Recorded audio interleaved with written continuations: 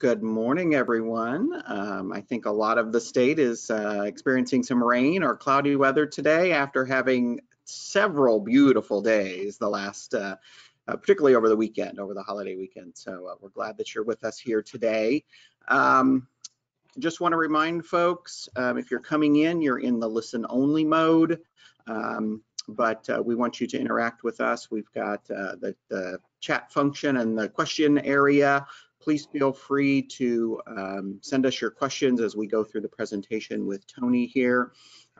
Something pops up in your head, go ahead and type it in there and I will curate those questions as we go through, but we'll definitely have a Q&A section at the end. I think Toni has about 45 minutes of presentation sharing with us about the State Historic Preservation Office, but feel free to type your questions as we go through. Also, if you're having technical issues, you can toggle back and forth between audio on your computer or audio with your phone. And sometimes I even have those issues, so I have to switch back and forth. So just know that you can do that, and you should have those controls in your control panel, and it would show you the phone number and all those sorts of things. If for some reason we don't get to your question, there's my email address. Feel free to send an email. You can also just reply to one of the reminders that you've received about this webinar. And we're very excited. We have a big registration number today. I'm ready to get started and get underway for this great topic. So Kayla, take it away. All right. Well, good morning, everyone. And we're really thankful to have Toni with us this morning. And really, the topic here, get to know the Missouri State Historic Preservation Office. Toni is the Director and Deputy State Director of the Preservation Office. And, as Main Street across the state, we need to be collaborating and working tightly with Toni and her team, which is an amazing team that she has herself. And we're just looking forward for Toni to give us some insight, programs and staff, and just some activities, exciting activities that is going on with SHPO. So just very thrilled to have you. Thank you, Toni, for agreeing to do this. And hopefully we can introduce some of the staff, and you guys can just tell us who our people need to get in contact with about what, as things come forward. So thank you again. And Toni, you have the floor. All right. Thank you, Gayla. Thank you very much. And it's a pleasure to be with you all today. As Keith mentioned, I have about 45 slides. So I'm looking forward to telling you all about our office. Can you see my screen okay? Not yet. Okay. There we go. Perfect. Okay. All right. So I need to minimize the images because they're covering my view of the screen. And I'm not sure how to do that. I have a lot of image space here with the pictures of Gayla, you, and Keith and I are appearing on my screen. So I need to minimize that somehow. There we go. There you go. Okay. All right. So anyway, welcome everybody to get to know your Mo SHPO. It's a pleasure to be with you this morning, and I'm really glad to have your participation. I want to thank staff who've contributed to this presentation with content. And since I have several slides and a lot I'd like to share with you, I'm going to go ahead and get started with the first slide. So webinar objectives today, I just wanted to let you all know who we are and what we do, just kind of go through these basic 5 W's. Hopefully leave some time for Q&A at the end, but you're going to learn a lot about just our organization and how we work and why we exist. So thanks again for all of your interest and the invitation to be with you today. All right, so 1966, there was a lot going on in our country. A lot of development was occurring. There was a lot of urban renewal happening in many cities as well as towns. The interstate system was growing. A lot of things were happening, a lot of construction, a lot of changes to our cities as well as just the landscape in general. And in some cases, the estimates are as many as hundreds of thousands of people were impacted. They were displaced by some of these projects. The characters of main streets and lots of areas within cities, as well as even more rural areas, were changing by this growth. So there was a public policy set in place known as the National Historic Preservation Act. This is President Johnson signing the act in 1966, and it was a policy to protect historic sites and values in cooperation with other nation states and local governments. Some of the key provisions of the Act included establishing state historic preservation offices, Also Section 106 Review and Compliance, the Advisory Council on Historic Preservation, the National Register of Historic Places, a list of National Historic Landmarks, and grants to help states fulfill the responsibilities. So while there were a lot of mandates, there was also federal funding to help us carry out these mandates. In Missouri, our office was established in 1968, and we were part of the Missouri State Parks Board. We were known as the Historic Survey and Planning Office, and we were one of the first state programs to be approved by the National Park Service. In 1991, there was also a State Historic Preservation Act, and the provisions of that act included that the Department of Natural Resources Director would serve as the State Historic Preservation Officer, and that the SHPO, the SHIP office, is to be within the Department of Natural Resources. It also established the Missouri Advisory Council on Historic Preservation. And we are one of 59 SHPOs, and there are 5 others like us that are part of Departments of Natural Resources or within state parks. So we have many responsibilities, or I like to think of them as services we provide. I'm going to go through these, and then I'll go through each program area more closely. Okay, so survey historic property statewide and maintain inventories. Let's see, oops.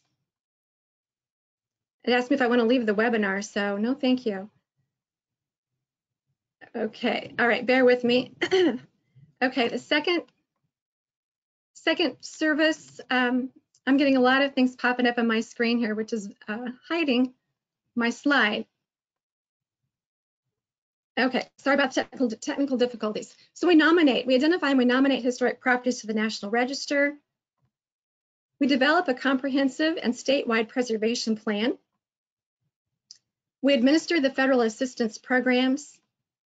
We advise and assist federal and state agencies and local governments with historic preservation responsibilities. We assist with preservation planning and development. We provide education and training activities and technical assistance. We cooperate with local governments, consult with federal agencies under 106. We evaluate proposals for rehabilitation projects that qualify for state and federal assistance. And in addition to these federal responsibilities, we have others that are from the State Historic Preservation Act, and that is we administer the Historic Preservation Revolving Fund. That's our source of state funding. And we have jurisdiction over unmarked human burial sites, and we issue shipwreck permits. We celebrated our 50th anniversary just a couple years, about 3 years ago in 2018. And one of the ways we celebrated was with a logo identifying our 50th anniversary. We had a feature article in our department magazine known as Missouri Resources, and we had a timeline that we included in our comprehensive plan, which we then adapted for this publication to highlight some of the achievements of preservation in Missouri. And while our office is 50 years old, we are actually just about half the age of state parks, our division, and yet about 6 years older than the Department of Natural Resources, which was established in 1974. This is our kind of our organization, just broadly speaking. We have about 5 program areas, and I'm going to go through the slides in this order. So we'll talk first about the National Register and Survey Program and the unit that manages that program. We're going to talk about planning and grant assistance, community assistance, architectural preservation services, and review compliance and records. And as far as our staff goes, this is an older picture because we haven't had a chance to be together. Since we've been working remotely this past year. But we've got about 13 or so plus 1 SHPO staff in our program. We have 1 program director, 3 section chiefs, which includes one of our architect. We have 2 archaeologists, 5 historians and architectural historians. We have 1 lead administrative assistant and 1 administrative assistant. So that gives us 13 FTEs, and we are fortunate to utilize 4 seasonal team members, and we have 1 grant manager who performs SHPO functions, but in another program area.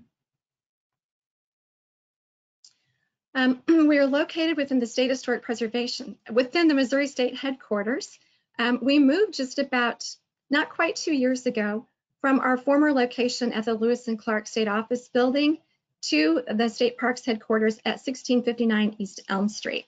And so that's where you'll find us when we're at the office. As I said, we've been working remotely for about the past year.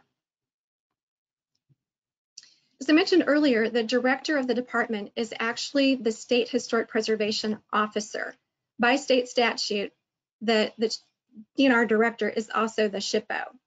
And we use SHPO for both officer as well as office. We have deputy SHPOs, three of us, I should say. As the director of the program, as a State Historic Preservation Office director, I also serve as a deputy SHPO through state statute. And we have two additional deputy SHPOs. My supervisor, who is Brian Stith, he's the State Parks Deputy Director of Resources, and Mike Sutherland, who's supervisor, who's the director of our division. We have right now 2 FTE support staff. That's Chris Tellman and Rose Runyon. Chris is our lead admin assistant, and Rose is an administrative support assistant who works primarily with our APS unit. And Tammy Beshan is a seasonal support member who's been helping us a lot, primarily due to an extended absence of a team member, and also an upcoming absence. So she'll be covering a lot of areas for us. And right now she's helping us digitize some records and helping us with our easement program. But Chris is likely to answer the phone if you should happen to call. And I really appreciate Chris going into the office every day while we've been working remotely. And Rose too. Rose is our newest team member. She just joined us in January. Our National Register and Survey unit is comprised of Michelle Diedrich. She's the section chief.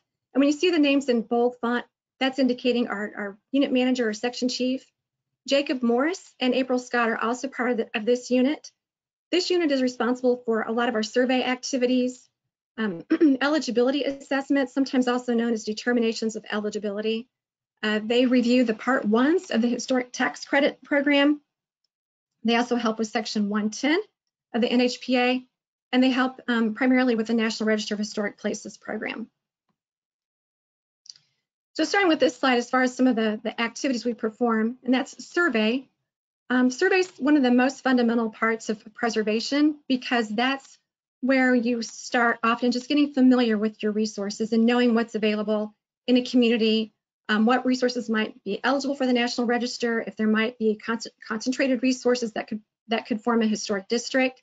And these surveys serve as a snapshot in time. So in case there is a disaster or time elapses, and you can go back and see what these resources once looked like.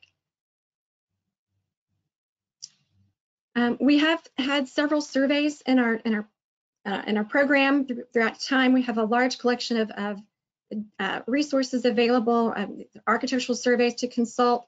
Right now, these are fairly new surveys that have been recently conducted in Jefferson City, in Kirksville, and Independence. And you can see I put a sticker on here, a label. These were all grant funded through the Historic Preservation Fund. And it's a great way for communities to get a better understanding of their building stock. You can see by the numbers of resources that were included in these surveys, how much more information now these communities will have about their historic resources. Survey activities can sometimes lead to National Register listings. And of course, the National Register is a federal list. It's an honor roll of historic buildings, sites, structures, objects, and districts that are significant in American history, architecture, archaeology, engineering, and culture.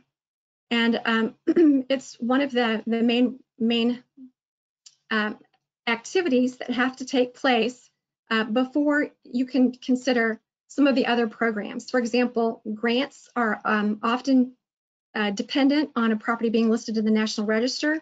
Also, tax credit projects require a property to be listed in the National Register.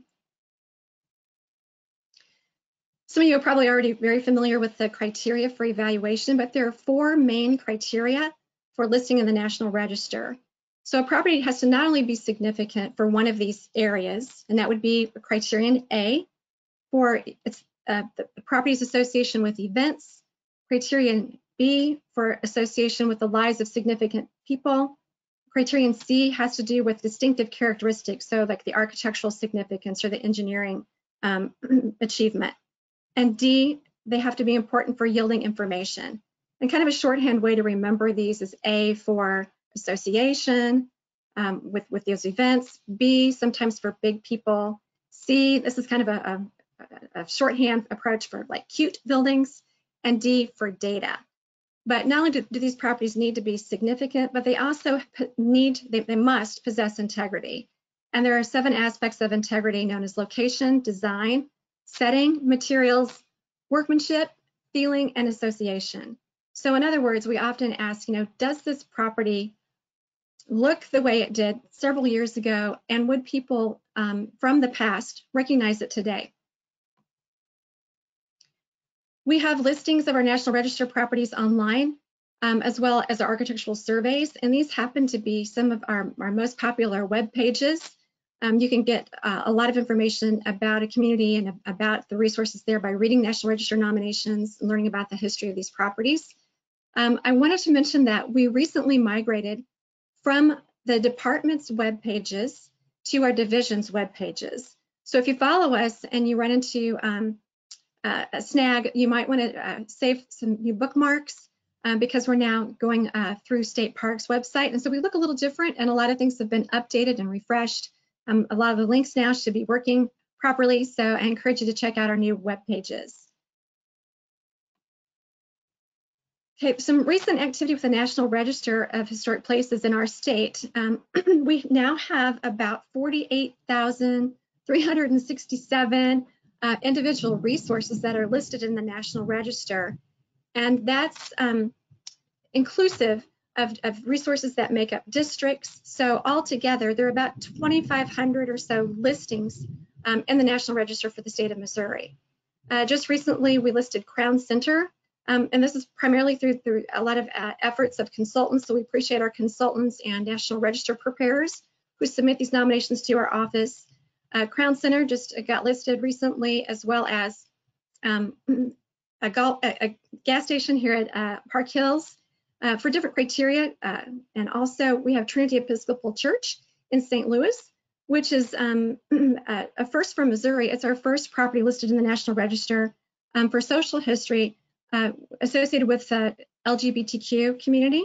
And the National Register has expanded some categories when looking at property significance and evaluating it.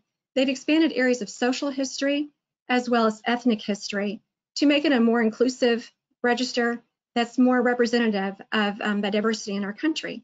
So these are some recent developments with the National Register program.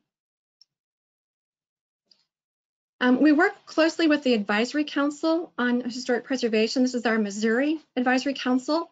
This group of individuals is appointed by the governor and confirmed by the Senate.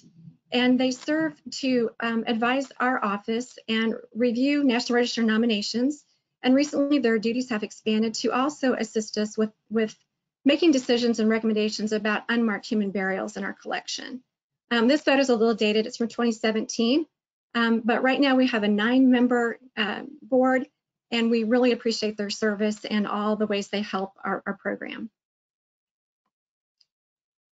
For planning and grant assistance, I encourage you to reach out to Allison Archambault, and Allison will be giving a presentation like this, I believe in July, through Missouri Main Street. And so we're excited to share information with you all, more in-depth information about our grant program. Allison manages our preservation grants. She helps with preservation planning and helps us with our financial information and budgeting, because we too are using funding through the Historic Preservation Fund for our program, which we then pass on. We pass on 10% of that to our CLGs and usually additional funding to other grant applicants. This is our preservation plan, which is a comprehensive plan and it's statewide. And so by comprehensive, I mean that it's for preservation in Missouri, and it's not just about preservation at our office. It's meant to be a guide for preservation in Missouri. And they usually are developed to be to cover about a 6-year period. So this one's from 2018 to 2024. And these take about 2 years or so to develop, because we do a lot of outreach, we hold a lot of meetings, we want input from the public to tell us about preservation concerns and values and needs throughout the state. So we'll be gearing up to do this again in probably about another year to get ready for the next and the most up-to-date version of preservation planning in our state. This includes planning objectives, planning goals, and planning action plans, and it's meant for everyone in Missouri. This is a breakdown. This pie graph shows how we've been distributing grants through the state. There are lots of different ways that preservation funds can be used for local preservation projects. As you can see, some of the more popular ones the last 5 years have been in the areas of education and outreach, and also pre-development and development. And this is 31% each. So a good number of our grants have been going for these activities. You can see National Register grants, about 11% of the funding used for that purpose, planning 14%, and then survey and inventory another 13%.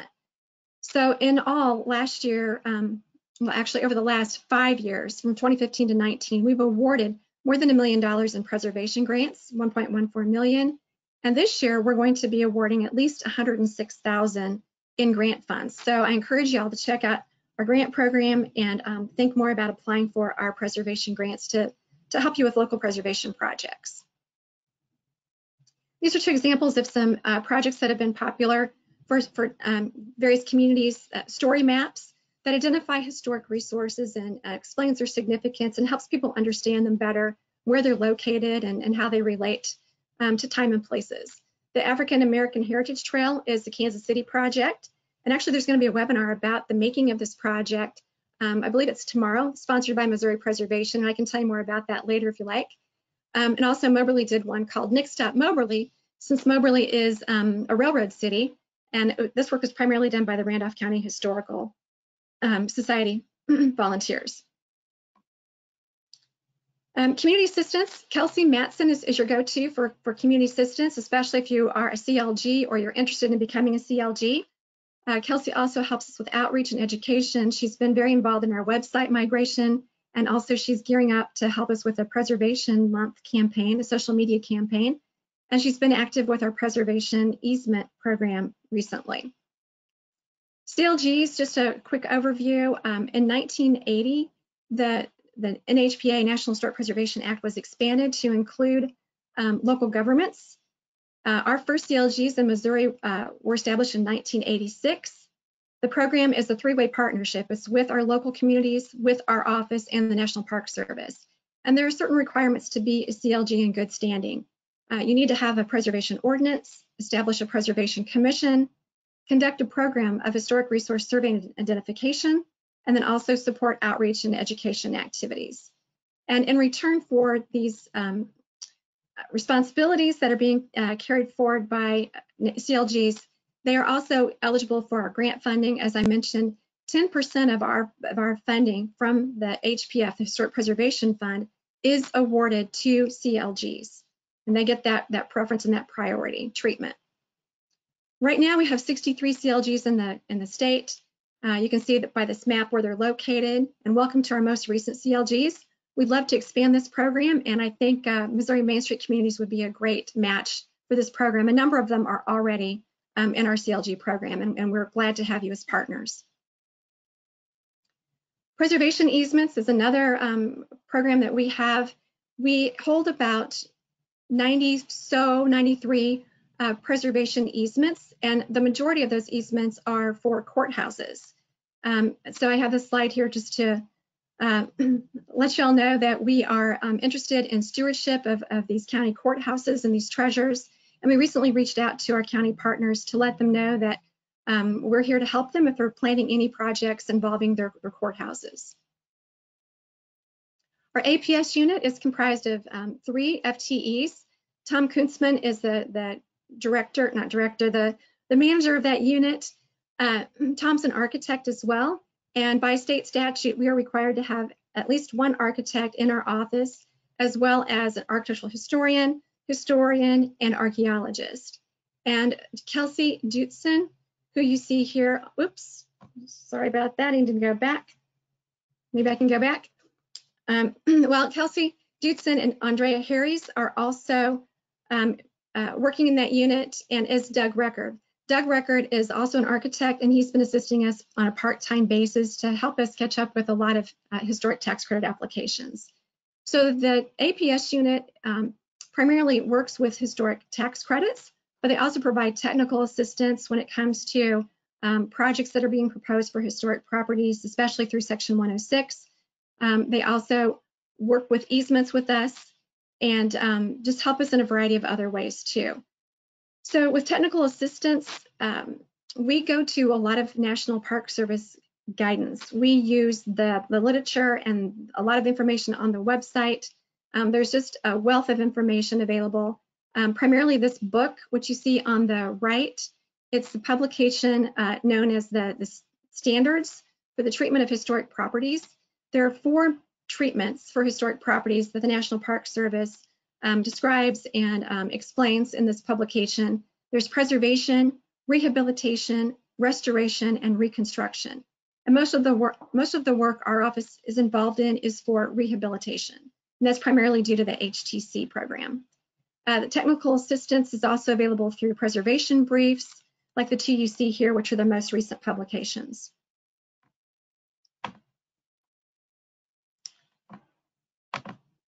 Okay, for some reason it's not, okay. Just to kind of give you an overview of the 2 tax credit programs that are available, there are federal credits and there are state credits. And both of these programs are managed by other agencies, with our office performing an assistant, we perform an assistant role. The federal credit was established in 1976, our bicentennial year. The state credit program is newer, which was started in 1998 or effective in 98. NPS and the IRS administer the federal program. DED and DOR administer the state credit. There's about 5% difference in the credits. As far as QREs, you can get 20% credit through federal credit and 25% through the state. The state credit is available to both commercial and residential properties, whereas the federal is limited to just commercial properties. This example shows a really successful rehabilitation project in Monette. It was known as the State Bank in Monette, and now it actually houses a historical museum. Here's a kind of a look at our activity through the APS program. You can see how the applications are broken out by federal applications and state applications. Both are very robust programs, and we have we forwarded 585 federal applications last year and 486 applications to our partner agencies, both NPS and, of course, state applications going to DED. And we're currently working with DED right now to improve the historic preservation program at the state level. We're working on revising guidelines, and we're looking at a new digital system in the future that will help us receive applications electronically. So that will cut down on the amount of paper. And of course, in a COVID environment or when you're working remotely, it's really important to be able to have access to your records and to have them available, stored in an electronic format, which will reduce our file space and really help a lot of the programs as we go digital. Our last unit I want to introduce to you is the Review, Compliance, and Records Unit, also known as RCR. This group handles a variety of different preservation needs, primarily doing Section 106 reviews, also Section 110 of the National Historic Preservation Act. Cultural resources records, we have a lot of data that I'll share with you in just a moment, and that includes our GIS database. Our archaeologists are based in this unit, so they handle archaeology concerns. We also work through state statute 194 with unmarked human burials, and also NAGPRA, which is a federal law. It's the Native American Grave Protection and Repatriation Act, which was passed in 1990. And this unit also handles shipwreck permits. The unit is headed by Amanda Burke, and Amy Rubing and Jeffrey Alvey are also part of the unit. Amy and Jeffrey are archaeologists. And then Lee Johns and Dan Felty are seasonal team members who are helping us with a lot of our GIS and data entry. So the Section 106 process is a 4-step process, and this was developed through the Advisory Council on Historic Preservation, who handles the regulations and the guidance on the process.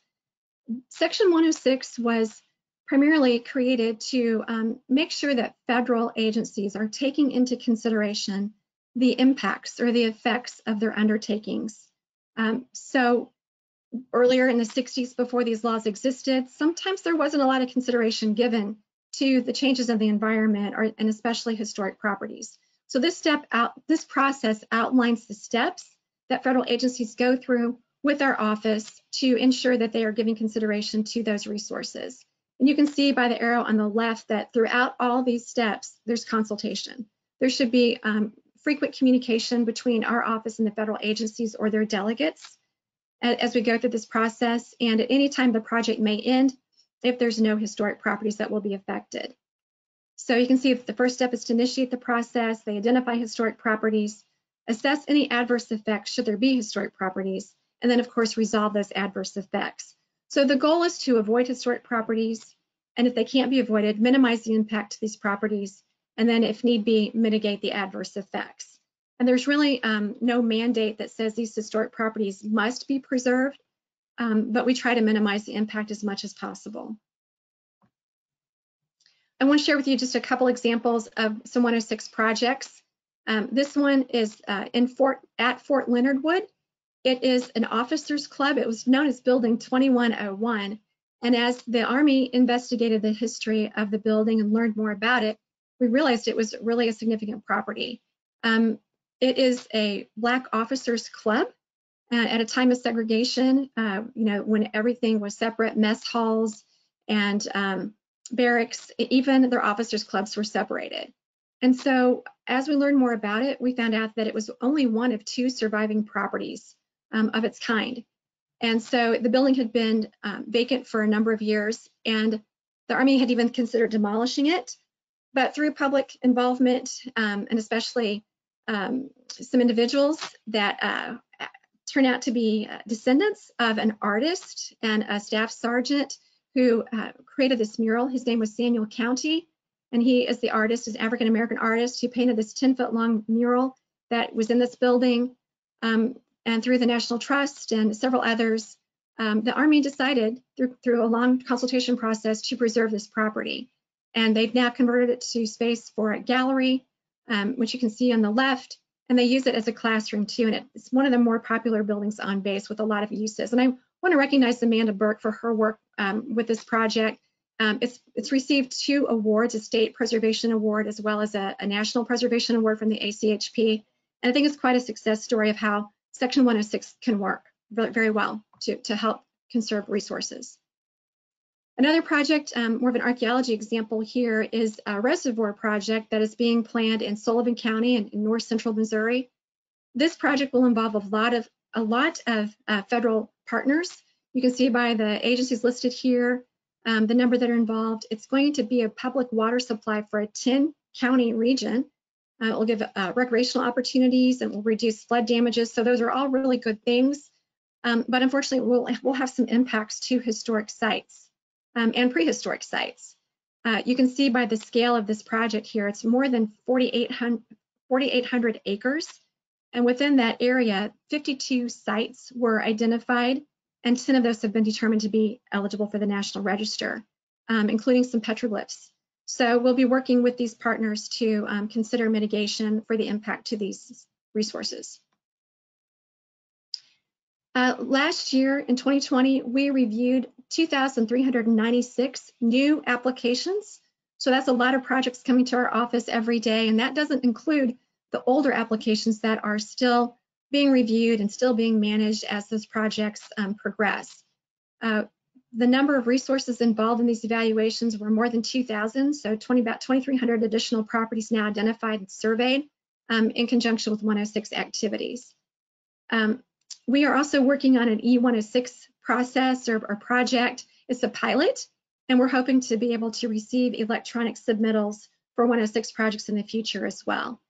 This slide shows the bridge at Gasconade, over the Gasconade River. It's in Laclede County, and it is a Route 66 bridge. So we are involved in consultation right now about the future of this bridge with MoDOT and Federal Highway Administration and others. So this unit has a lot of records, and many of our other programs have their records as well.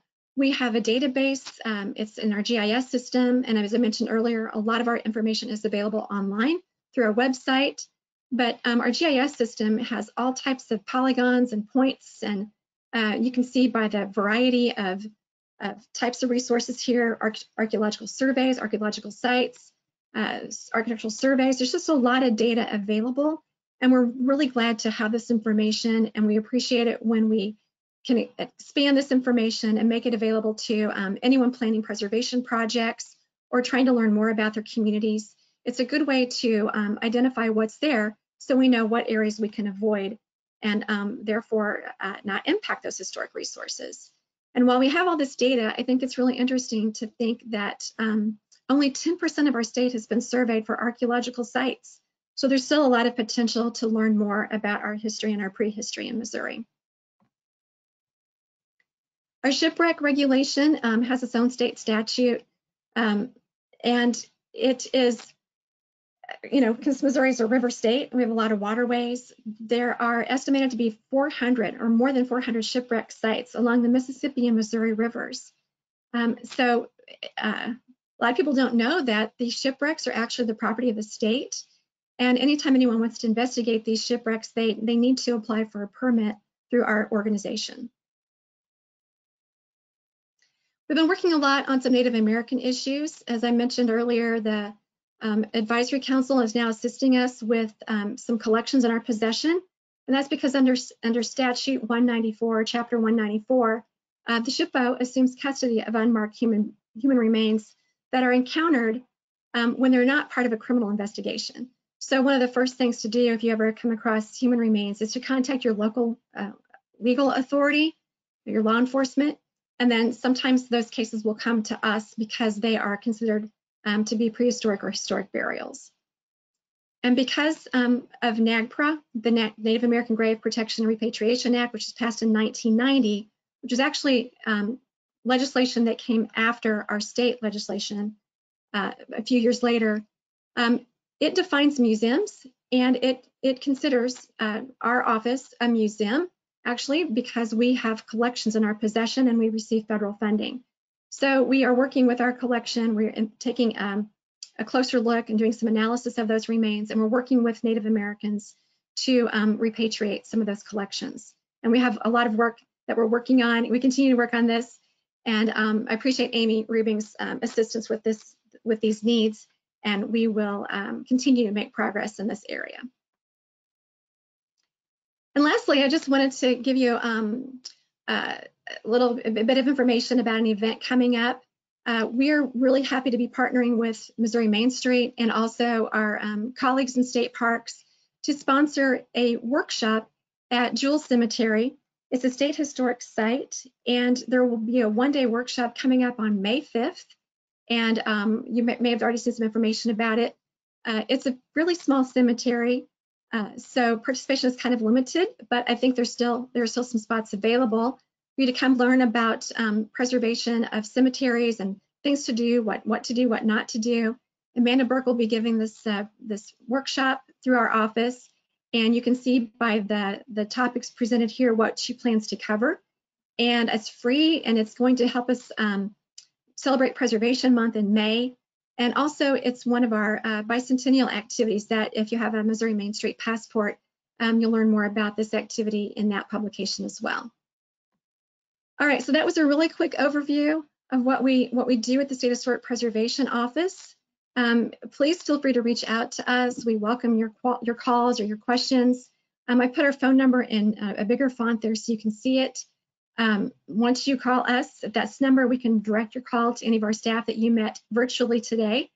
And we just want to thank you for being preservation partners, for promoting preservation through your design aspect of your program. And I'm looking forward to answering any questions you may have in the few minutes we have remaining. So Perfect. Thanks. Yes, Toni, actually, if you want to put that, the website or the contact information slide up there while we answer questions so people can jot that down if they need to. And we'll just stay on your slides for a few minutes while questions are coming in. Actually, some great questions coming in so far. And one I definitely wrote down is I had no idea about the Missouri shipwreck. So I'm going to ask that question in just a minute or two. Okay. Because of course we have the great museum here in the Kansas City region down at the River Market. The Arabia? Yes, for the steam Arabia that was found in a field and excavated, and the thousands of buttons and nails that are in that museum, which are fascinating. Yes. Okay, so first question is very specific, Toni. This is from Abby in Carthage. It said, Abby. when Carthage created our historic district back in the 80s, property owners had the opportunity to opt out of being in the historic district. We have been unable to move forward due to the confusion that this has caused, and we need to determine how to remedy this and get everyone into the historic district that is in the geographic area. Who could they work with your office, and how do they get that fixed? Okay, so I guess one distinction we might want to make is it a National Register district or is it a local historic district? Yeah. And if it's a National Register district, in order to get listed in the National Register, there needs to be 51% or so. It needs to be a majority that are unopposed. I'm sorry, is that right? There needs to be a majority of property owners who support the district. Right. So what that usually means is that people who are unopposed need to speak up if they disagree. And if they've already had this opportunity, it probably wouldn't have been listed as a National Register district if there was more than 50% opposition. If it's a local district, then it's up to local ordinances and local guidelines. And so I would recommend that she speak to Kelsey Matson about that, who's our certified local government coordinator. And even if it's not a CLG, Kelsey could probably provide some advice about how to work with the establishment or clarification regarding local districts. Okay, great. Yeah, she didn't distinguish between the two, and I am not familiar enough to know if it is a local or national district. So, but you gave a contact that through the CLG that they can get some help and assistance, or at least point them in the right direction.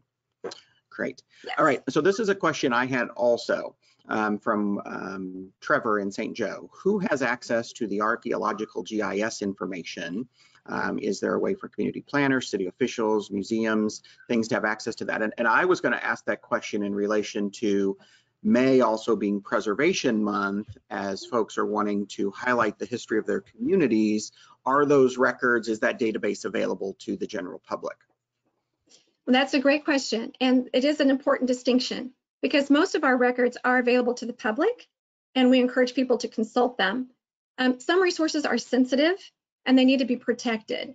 And so for archaeological sites, we do have a form that we ask people to fill out to send to our office so that we can understand who's seeking information about these sensitive resources.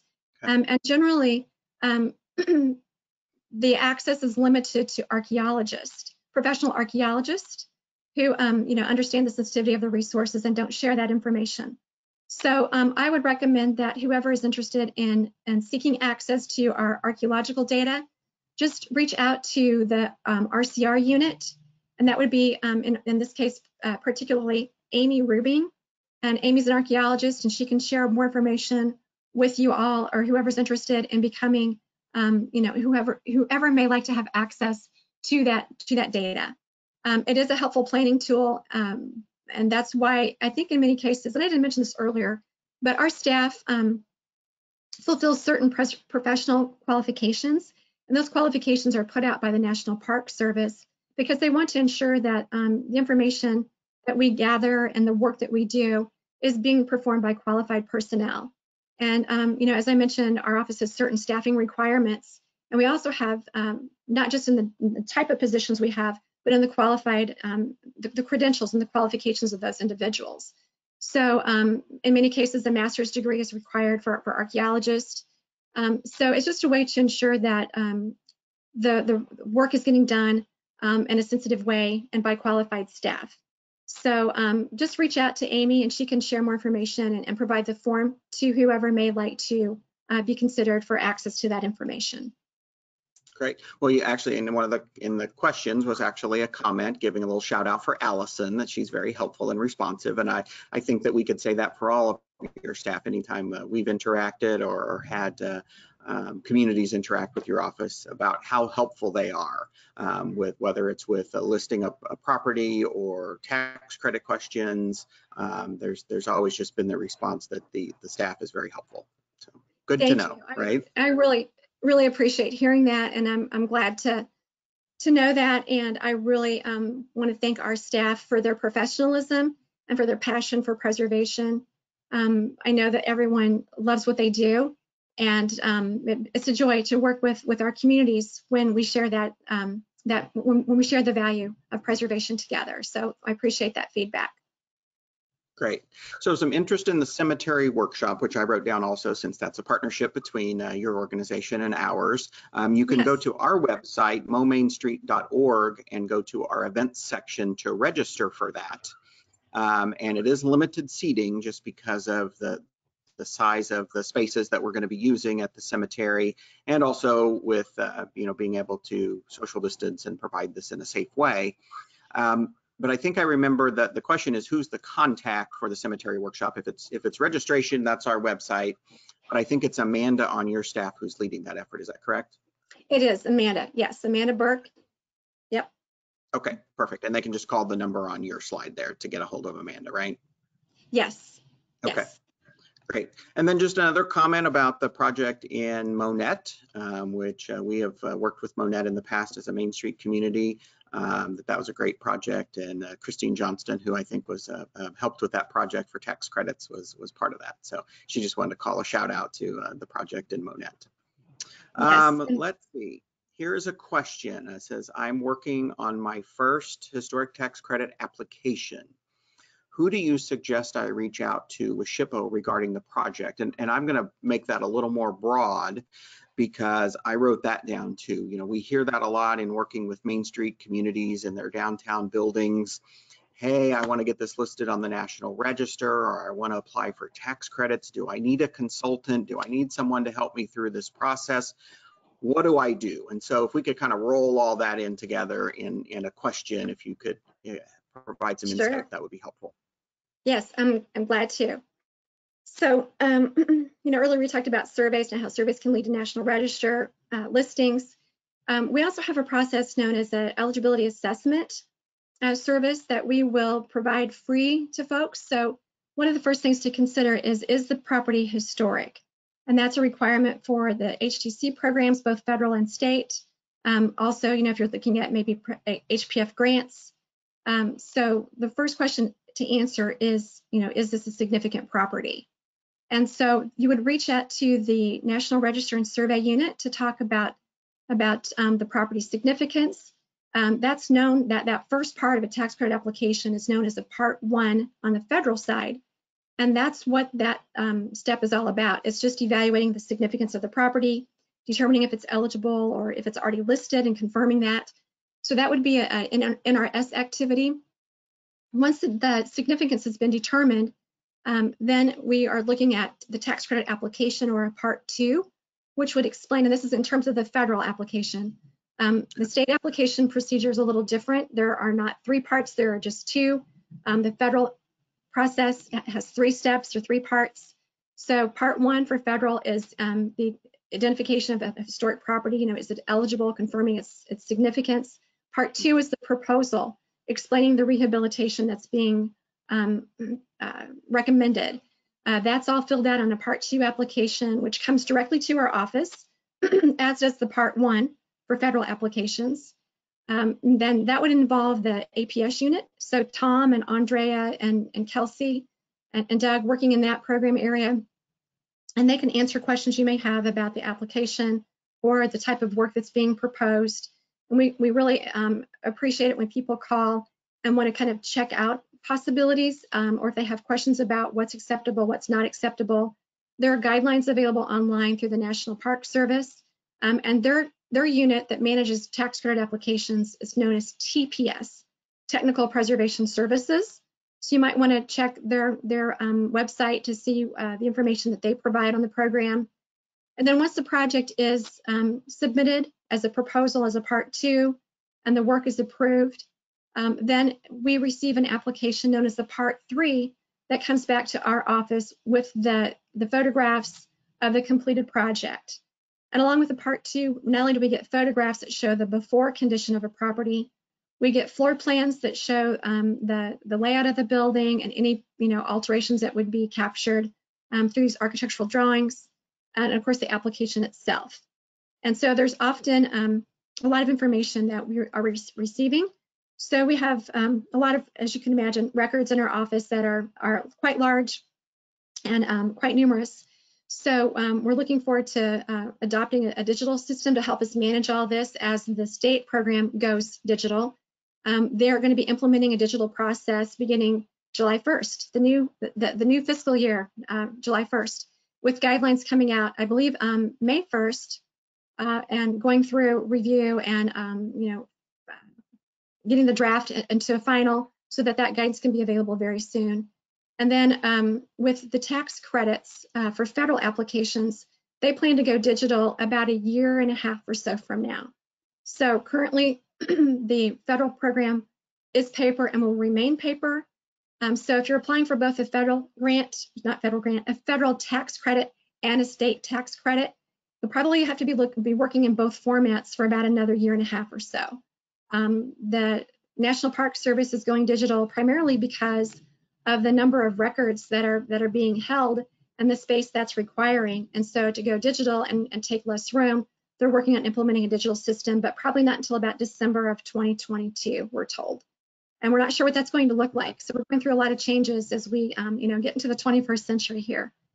So I'd encourage you to work with eligibility questions regarding the significance of resources with the NRS unit, and for the actual project itself, as far as the rehab goes, working with TPS, who can help you coordinate all of that. And just as a reminder, if I haven't really mentioned the standards, I mentioned standards for professional qualifications. There are also standards for rehabilitation. As you saw on the cover of that book, there are different kinds of standards. So you need to be really aware of the standards for rehabilitation. There are 10 of them, and all those standards apply to HTC applications.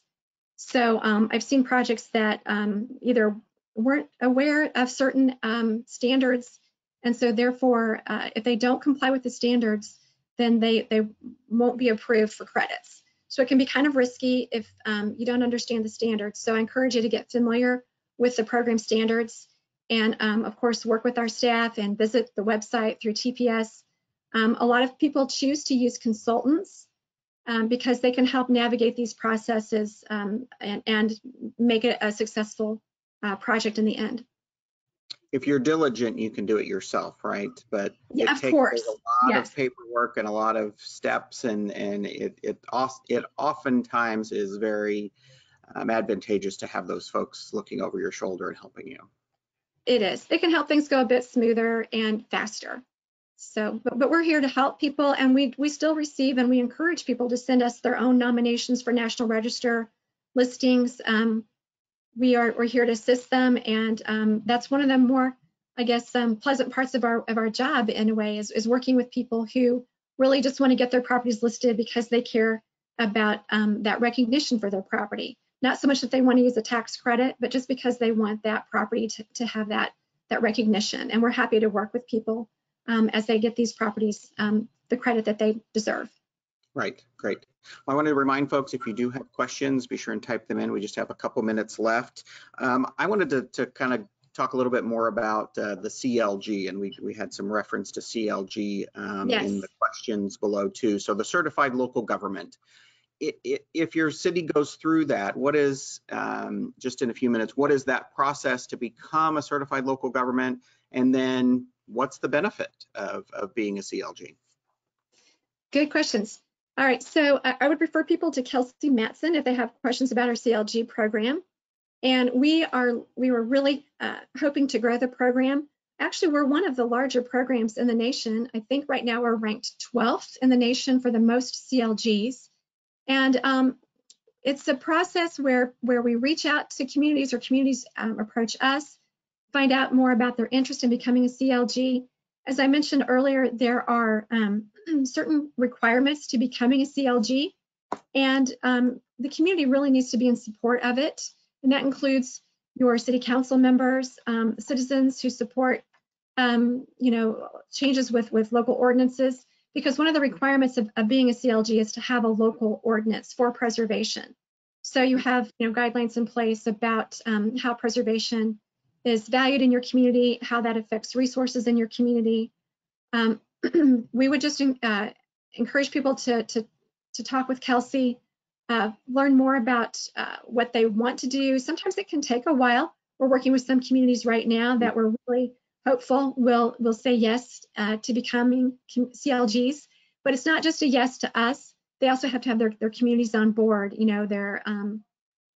their city council and their city leaders, because of the legislation that's required, or the local ordinances that are required. There's also, a commitment that they need to have a preservation commission, and that's basically a board of people who have a demonstrated interest or can express their interest in preservation, to help then discuss local preservation issues at their regular preservation commission meetings, and enact other responsibilities, such as ensuring that there's going to be a survey of that community's resources. And it can be ongoing surveys. It doesn't have to be all done in 1 year. It's a little bit here, a little bit there. And those activities are eligible for grants from our program, and we encourage them to apply for this funding so that they don't have to pay for the total cost, but only a fraction of the cost. That's a 60-40 grant. So 60% of the cost of a survey is funded through the HPF. That's the federal funding that we pass on to those communities. And then it's a 40% match, and it doesn't even have to be a cash match. It can be an in-kind match. So the hours that they would invest in doing a local survey, that counts as a match. It doesn't have to be, a dollar-to-dollar kind of match. So it's a great program. And as I mentioned earlier, CLGs get first consideration because we are giving out 10% of our federal funds to CLGs. It's reserved specifically for CLGs. And actually, there's another round right now in progress where we're asking CLGs to please submit applications for local preservation projects so we can consider you for this round of funding. So many folks on the webinar today know that I am in Excelsior Springs, and Excelsior Springs used to be, I don't know if it's still the case, but used to be the CLG that has applied and been awarded the most grants through your program. They've really utilized the grant opportunities for survey work and some work on the Hall of Waters, and so I always brag about them when I'm talking about CLGs, that there are dollars available to help in your preservation work. Exactly. Yep. And that's why, we want to make sure the word gets out, because I think some people just don't know that these resources are available. So thank you for hosting me today and allowing me to have that opportunity to remind everybody, especially if anyone has really not worked with our office in the past. We're looking forward to strengthening our partnerships, and especially working more with Missouri Main Street. We have so much in common that it only makes sense that we partner on more projects together. Toni, I want to do one last question because it's very important, and I know you guys have done this in the past, but I don't know how it happened with COVID. Is there any training available for Historic Preservation Commission members? And I know you've done that in the past, but I don't know what COVID has done to that training. Right. Yeah, COVID has impacted so many things, but we normally will have a CLG forum each year. Last year it was canceled due to COVID because we really like that to be an in-person experience. This year we're planning on doing it. We will most likely go virtual, just because we're really not sure how things are unfolding with everyone's availability to attend an event in person.